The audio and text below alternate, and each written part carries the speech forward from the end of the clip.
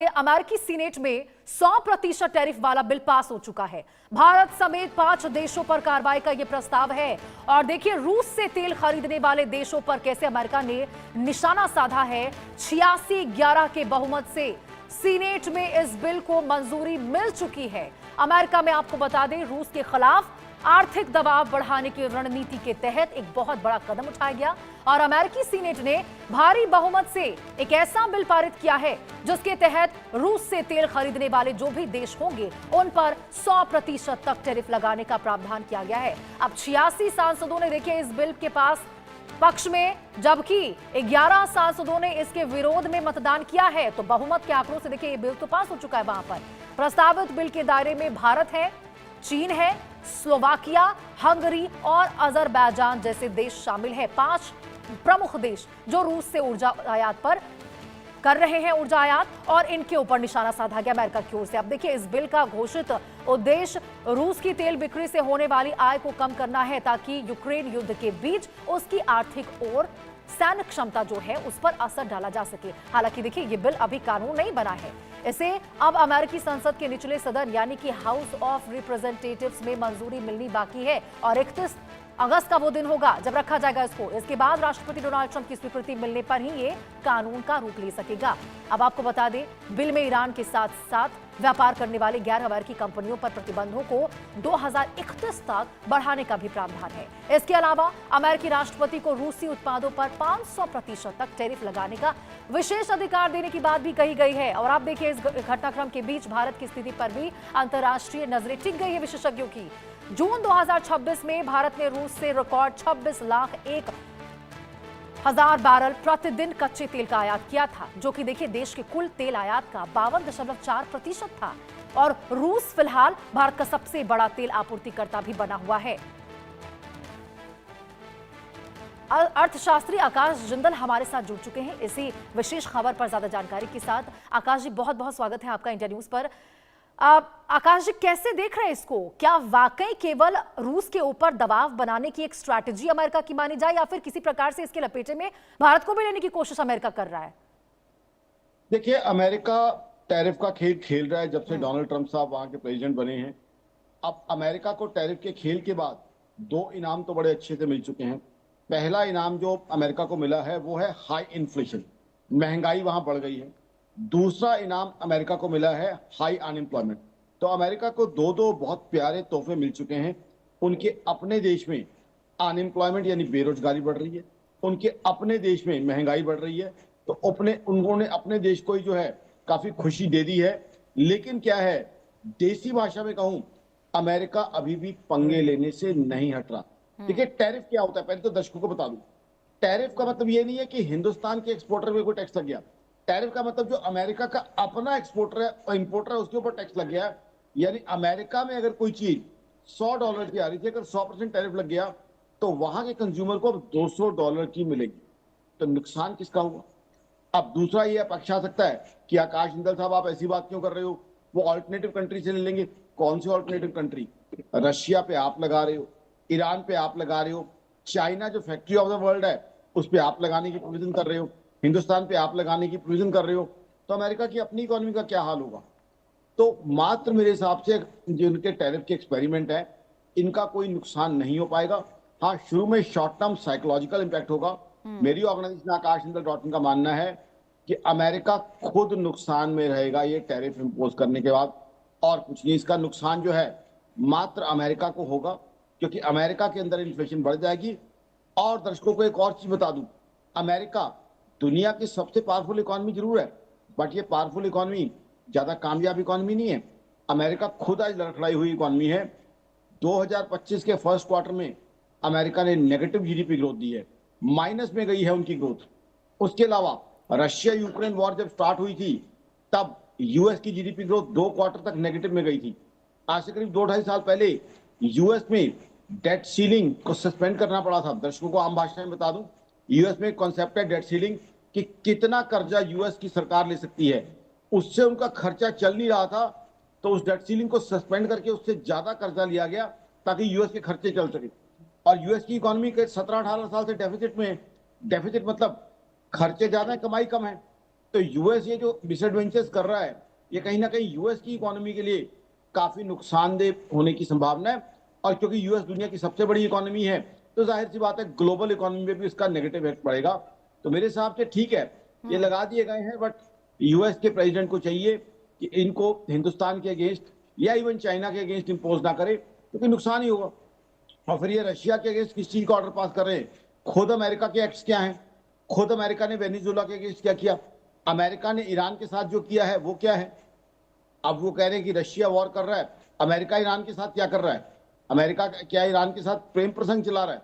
सारी दुनिया को पता है क्या कुछ हो रहा है, और सारी दुनिया ने उसकी वजह से नुकसान खाया है। ये आकाश जी, ये आपने बहुत ही बेहतरीन एंगल यहाँ पर दिया है, क्योंकि इस प्रकार से आपकी बात तो मैं चाहूंगी कि अमेरिका की जनता यदि सुने तो उनको पता चले कि ये बाकी देशों पर क्या अमेरिका कर रहा है, वो तो कर रहा है, उनके खुद के जनता के साथ वो क्या कर रहे हैं, क्योंकि इसके भारी बोझ जो है वो उनकी खुद की जनता को भी झेलना पड़ सकता है। तो क्या कहें आकाश जी की जो भारत का अमेरिका एक्सपोर्ट है उसके ऊपर ज्यादा प्रभाव पड़ेगा, या फिर कहीं ना कहीं भारत की अर्थव्यवस्था के ऊपर भी इसका बड़ा असर पड़ता हुआ नजर आएगा, क्योंकि फिर तेल की कीमतों में इजाफा हो जाएगा, आम नागरिकों की, भारत की जनता पर क्या असर?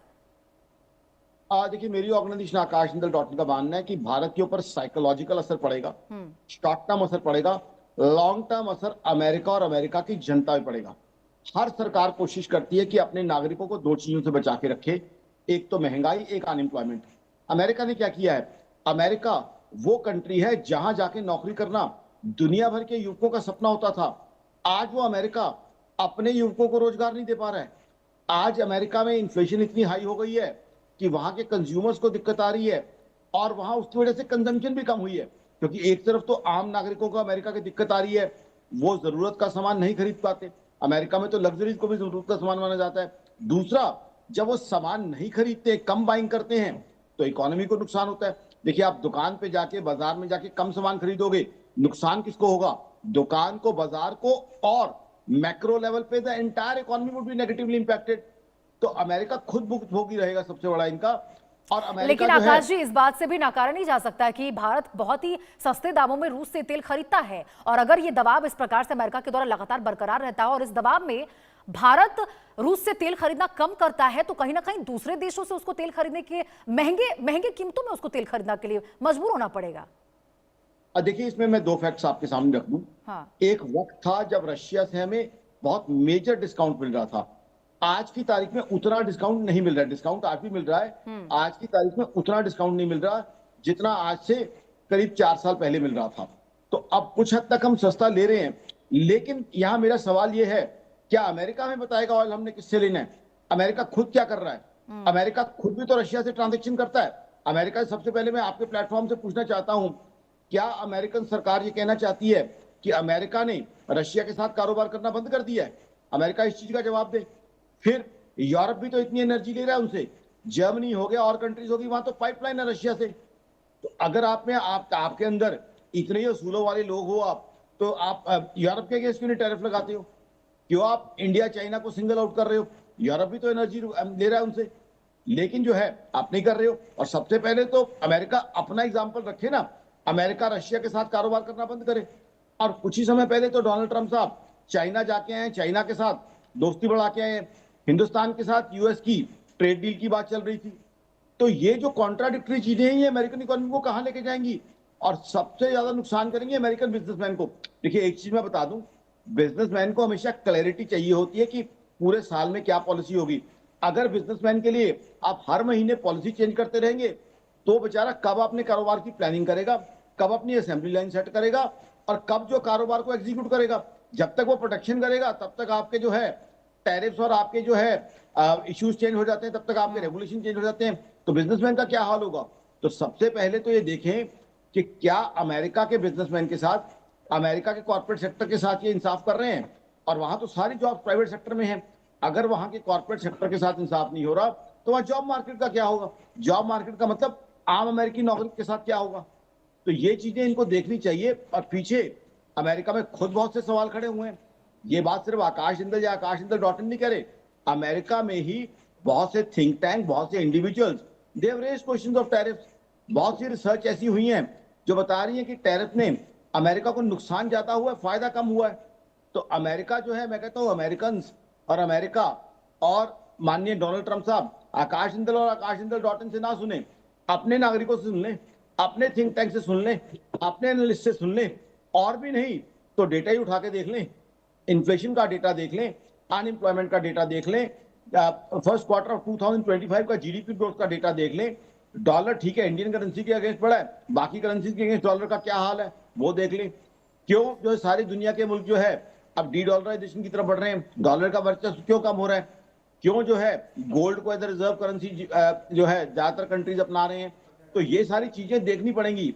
America needs to do introspection, ये इंट्रोस्पेक्शन करनी पड़ेगी, वरना अगर अमेरिका इसी तरीके से बाकी कंट्री से चलता रहेगा तो अमेरिका की जो एक सबसे पावरफुल, सबसे ज्यादा स्ट्रॉन्ग इकोनॉमी की इमेज थी वो इंपैक्ट होना शुरू हो जाएगी। लेकिन आकाश जी ये बात को इस वक्त मेरा आखिरी सवाल आपसे होगा, ये समझना बेहद जरूरी है कि भारत के पास क्या वैकल्पिक है, क्या वो रूस से तेल लेना जारी रखे, बातचीत करे अमेरिका के साथ, या फिर दूसरे स्रोत भी तलाशना शुरू कर दे?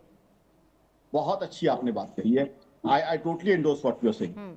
अमेरिका के साथ बातचीत रखें और रशिया के साथ ऑयल लेता रहे। देखिए मैं आपको पीछे लेके जाता हूँ थोड़ा सा, अगस्त 2025 में आपको लेके चलूंगा, दर्शकों को याद होगा मैं तमाम चैनल्स पे था, उस समय भी अमेरिका ने 25+25% दो ट्रेजरी इंडिया में लगाए थे, 50%। हुआ क्या, नवंबर 2025 का डेटा देख लीजिए, अमेरिका को हिंदुस्तान का एक्सपोर्ट बड़ा है। उसके बाद देख लीजिए ओवरऑल एक्सपोर्ट्स हमारा बड़े हुए हैं। आज हम कार्स एक्सपोर्ट कर रहे हैं, मोबाइल फोन एक्सपोर्ट कर रहे हैं, डिफेंस एक्सपोर्ट कर रहे हैं, दुनिया भर का सामान एक्सपोर्ट कर रहे हैं। आज देखिए आपको एग्जांपल देता हूं, आज हम मोटर कार किसको एक्सपोर्ट कर रहे हैं, जापान जैसी कंट्री को एक्सपोर्ट कर रहे हैं, सऊदी को कर रहे हैं, यूएई को कर रहे हैं, मैक्सिको को कर रहे हैं। तो हिंदुस्तान का एक्सपोर्ट जो अमेरिका के पुराने टैरिफ्स के बाद बड़ा है। तो इसलिए हमारे लिए कोई ऐसी बात नहीं है, क्योंकि जिस कंज्यूमर ने वो हिंदुस्तानी सामान लेना है वो तो लेगा ही लेगा। हाँ उस कंज्यूमर को बेचारे को मार जरूर पड़ जाएगी अमेरिका के कि उसके लिए वो सामान महंगा हो जाएगा। और फिर आपने ऑल्टरनेटिव्स क्या छोड़े हैं, इंडिया पे भी आपके पास पावर आ गई है, चाइना पे भी आ गई है, यूरोप के साथ आपका पुराने वाला प्यार रहा ही नहीं, अब यूरोप में मैन्युफैक्चरिंग है ही कितनी, तो आप कहां से लोगे सामान? क्या अमेरिका में रातों रात आप फैक्ट्रियां खड़ी कर दोगे 2 घंटे में जो है सारा सामान बनाना शुरू कर देंगी? देखिए अगर कोई चीज इंपोर्ट करता था अमेरिका अपने कंज्यूमर के लिए, हाँ। तो इसलिए करता था क्योंकि वो रिक्वायर्ड थी। आज मैं या आप बाजार जाते हैं, हम दुकानदार पे एहसान नहीं करने जाते, हम इसलिए जाते हैं क्योंकि मुझे या आपको वो टी शर्ट, वो जीन्स जो है वो सामान चाहिए होता है पहनने के लिए, या घर के लिए राशन चाहिए होता है। तो अमेरिका के कंज्यूमर को भी वो चीजें चाहिए थी, सामान चाहिए थी। वो इंडियन एक्सपोर्टर के ऊपर कोई मैं कहूँ एहसान नहीं कर रहे थे, उनकी रिक्वायरमेंट थी। हम क्यों बाजार जाते हैं? हम इसलिए बाजार जाते हैं क्योंकि हमें कोई चीज की रिक्वायरमेंट हुई है, होती है, चाहे खाने पीने का सामान हो, चाहे पहनने का सामान हो, या कोई ऑल्टरनेटिव चीज हो। तो वो चीज जो है, if they were importing something, they found value in those imports. So all of a sudden, if you think that they'll stop all the imports and America would overnight start manufacturing all those things, that's not going to happen.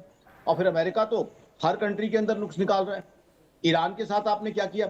और America से मैं पूछना चाहूंगा इस platform पे, Venezuela के साथ आपने क्या किया? जो वेनेजुएला के साथ अमेरिका ने क्या किया, वो क्या बहुत अच्छी चीज थी?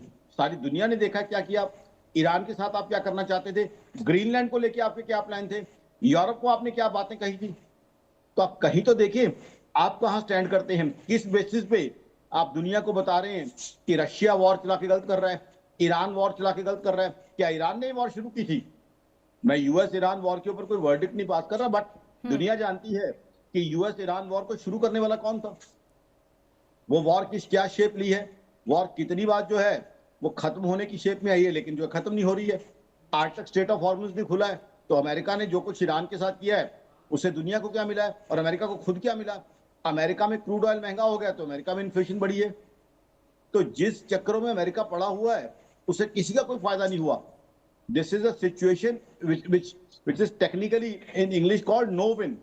America is going towards a no win situation where the global economy is going through not only a slowdown. लेकिन आकाश जी यदि हम भारत की बात करें तो क्या ये पूरा जो मामला है वो आप केवल तेल खरीदने को लेकर नहीं बल्कि जो स्ट्रैटेजिक ऑटोनॉमी है भारत की उसको लेकर भी हो चुका है कि आखिरकार भारत अपने हित के हिसाब से अमेरिका और रूस दोनों के साथ अपने रिश्तों को कैसे चला पाएगा, क्या रुख होगा?